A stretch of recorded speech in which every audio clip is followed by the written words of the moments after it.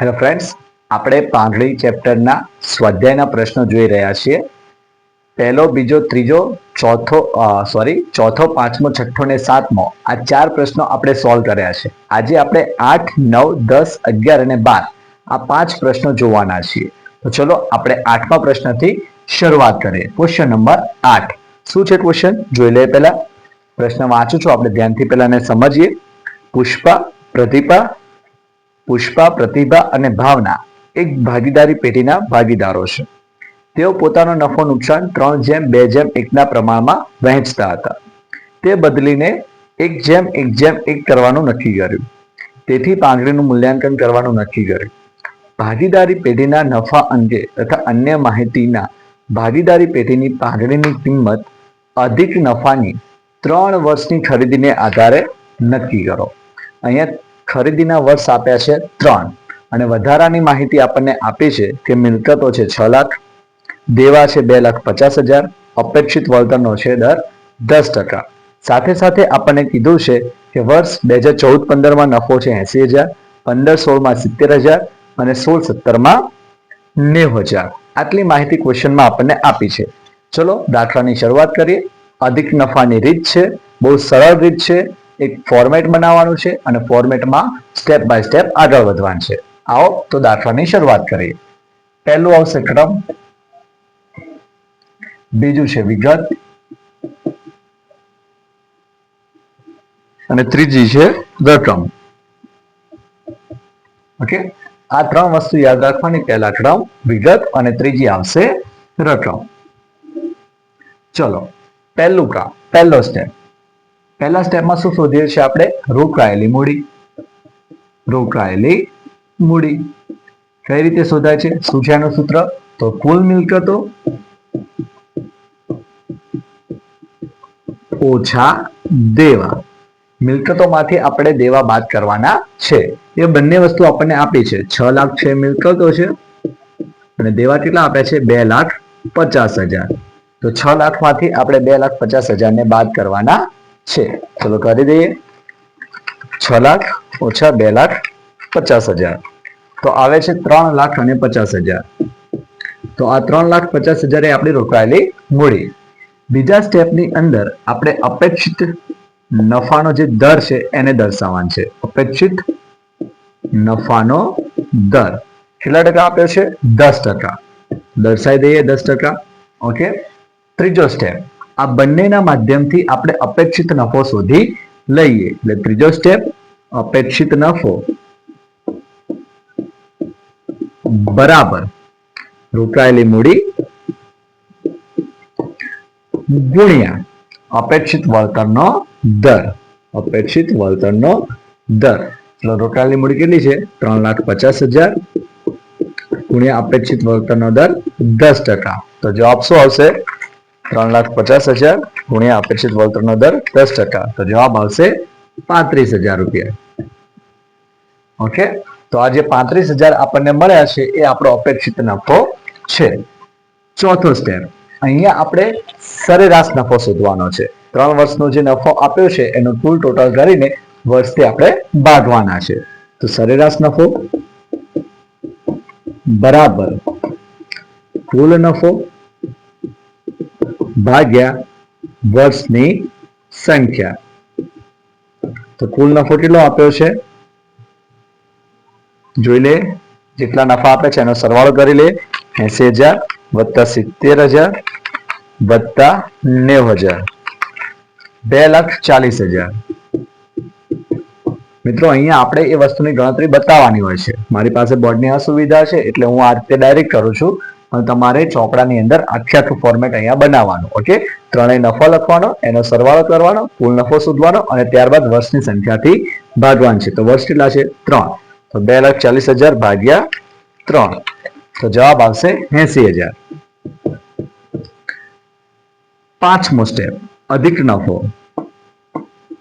તો અધિક નફો કઈ રીતે શોધાશે? તો સરેરાશ નફો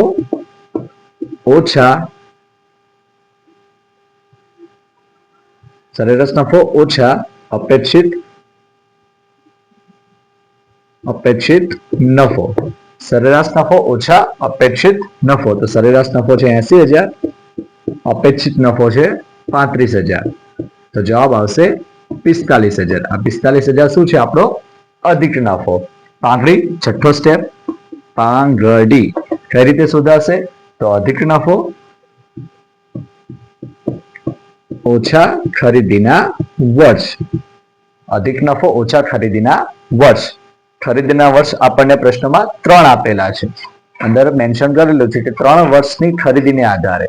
તો અધિક નફો 45,000 ગુણ્યા 3. ચલો 45,000 ગુણ્યા 3 કરીએ તો જવાબ આવે છે 1,35,000. તો 1,35,000 એ આપણી થઈ ગઈ પાંગડી. આ રીતે આપણે પાંગડી શોધવાના છીએ.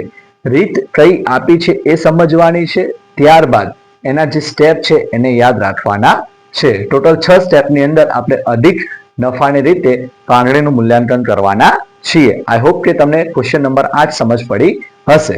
ચલો ક્વેશ્ચન નંબર 9 તરફ જઈએ. એ પહેલા બોર્ડ પર લખવા માટે થોડી જગ્યા બનાવી દઈએ.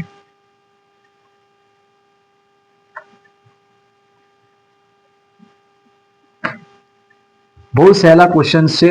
ગુડવિલ આઈ થિંક 3 કે 4 માર્ક્સમાં પૂછાય છે. દરેકે દરેક પદ્ધતિ આપણને આવડતી હોય તો બહુ સહેલાઈથી આપણે 4 માર્ક્સ બોર્ડ એક્ઝામની અંદર મેળવી શકીએ છીએ. ઓકે, પ્રિપેરેશન કરતું રહેવાનું, વાર ઘડિયાનું રિવિઝન કરતું રહેવાનું. મોસ્ટલી જે સૌથી આઈએમપી એક્ઝામ્પલ છે એ એક્ઝામ્પલ નંબર 9 છે, ઉદાહરણ 9. એનું તમે રોજ એકવાર રિવિઝન કરી લેશો તો આ ચેપ્ટર તમને બહુ સારી રીતે આવડી જશે. ચલો ઉદાહરણ ક્વેશ્ચન નંબર 9. શું છે ક્વેશ્ચન નંબર 9 જોઈએ. પ્રશ્ન વાંચું છું. મીના અને મંજુની પેઢીની મૂડી 4 લાખ છે. અપેક્ષિત વળતરનો દર 10% છે. છેલ્લા 3 વર્ષનો વાર્ષિક નફો 1,20,000, 1,10,000 અને 1 લાખ છે. ભારિત સરેરાશ પદ્ધતિના આધારે અધિક નફાની 2 ગણી પાંગડી ગણો. હવે અહીંયા આપણને 2 રીત અંદર મેન્શન કરી છે. એક છે ભારિત નફો અને બીજું કીધું છે અધિક નફો. હવે ધ્યાનથી સમજીશું. આપણે જે અધિક નફો શોધીએ છે એમાં આપણે સરેરાશ નફાનો ઉપયોગ કર્યો. ઓકે, સરેરાશ નફો ઓછા અપેક્ષિત નફો, આ વસ્તુ આપણે વાપરી છે. હવે આ જે સરેરાશ નફો છે એની જગ્યાએ શું કીધું છે? ભારિત નફાનો ઉપયોગ કરવાનો છે. કોનો? ભારિત નફાનો. એટલે માત્ર આ એક સ્ટેપ બદલાય છે, બાકી કાંઈ જ બદલાતું નથી. એની જગ્યાએ આપણે ભારિત નફો શોધવાનો છે. પહેલા આપણે ભારિત નફો શોધી લઈએ. ઓકે, કારણ કે ભારિત નફાનો એક ફોર્મેટ છે, એના આધારે આપણે શોધીશું. તો ભારિત નફો શોધીએ પ્રશ્ન નંબર 9 માટે. ભારિત નફો. ઓકે, સ્ટેપ બનાવી દઈએ. વર્ષ, નફો, ભાર, ભારિત નફો. ઓકે, આ રીતે. ત્યારબાદ આપણે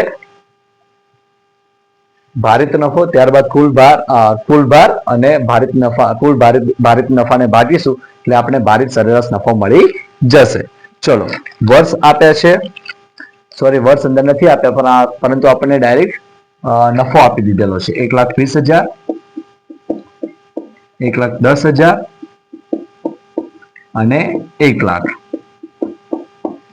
1,20,000, 1,10,000 અને 1 લાખ. હવે એને ભાર આપી દે 1, 2, 3.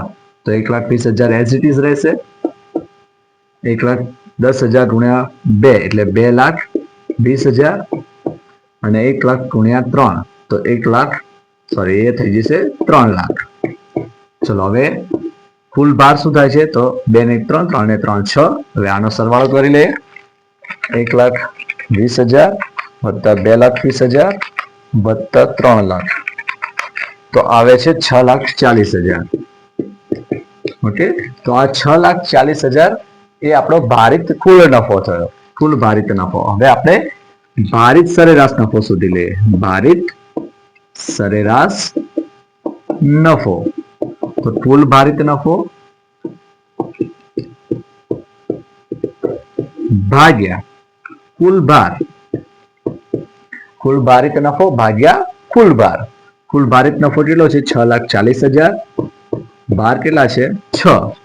6,40,000 ભાગ્યા 6, તો જવાબ આવે છે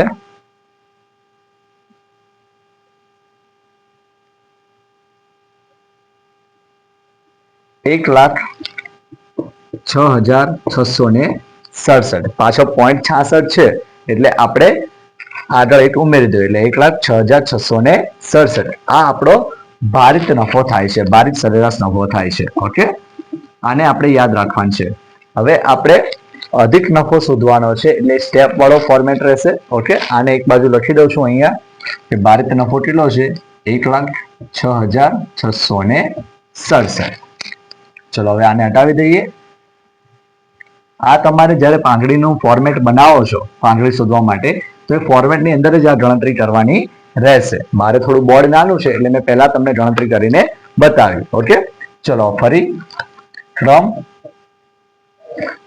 વિગત અને છેલ્લામાં આવશે રકમ. પહેલો સ્ટેપ, રોકાયેલી મૂડી. અહીંયા આપણે ડાયરેક્ટ જ મૂડી આપી દીધેલી છે. કેટલી છે? 4 લાખ રૂપિયા. ત્યારબાદ કીધું છે અપેક્ષિત વળતરનો દર. અપેક્ષિત વળતરનો દર કેટલો આપે છે? 10%.